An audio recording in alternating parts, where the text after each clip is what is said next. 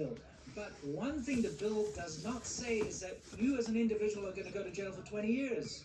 And this is the thing that's pissing me off. This is false.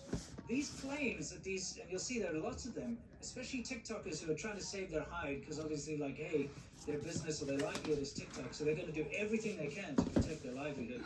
To give a little devil's advocate, though, I think there are campaigns going out from third-party advertisers out of China or Hong Kong right now that are telling people that they'll earn a certain amount of money if they say a certain script, because it's very much in line from a lot of stuff we've seen before. Yeah, but I mean, this idea that you as an individual will go to jail for 20 years for using a VPN to access TikTok or something is bullshit and false. And that's what I'm fighting against here. When we're talking about this bill, and when we talk about what's going on here, if you're somebody who's against government control and you think this bill is bad, think that all you want. But one thing you have to realize is that this bullshit about 20 years on a VPN, that is wrong and false. It's not in the bill, and this is definitely some kind of a psyop. This is some kind of a propaganda bullshit move that they're pulling. Because this, I'll tell you why. This is the linchpin for a lot of people's arguments, right? Yeah. And I have so much sympathy for people that are against the bill for thinking that they're going to go to jail in America for 20 years for using a VPN, right? But you have to understand something here. When it smells fishy, if it's related to China, it usually is. Yeah, so we started digging around, right? Well, I mean, look at this. This is a very well-known CCP tanky propagandist, and saying, like, under the new Restrict Act, Ban TikTok Act, VPN users face 20 years in jail and a $1 million fine if they evade U.S. internet censorship.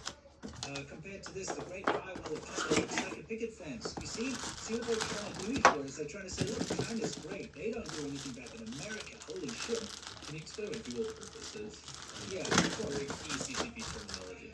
Well, the whole dual purpose thing is China will develop a technology, or they will implement something that looks like it can be used for something innocuous, but actually what it's being used for is propaganda or something to benefit the government. So, you know, like military technologies like weather balloons or the spy balloon that we saw, you see?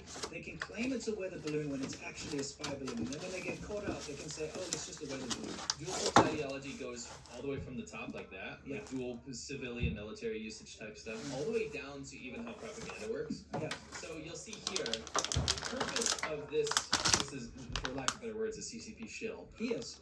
He's 100% this guy. If you went to Twitter, you can see pro-CCP, pro-Russia, you know, bullshit.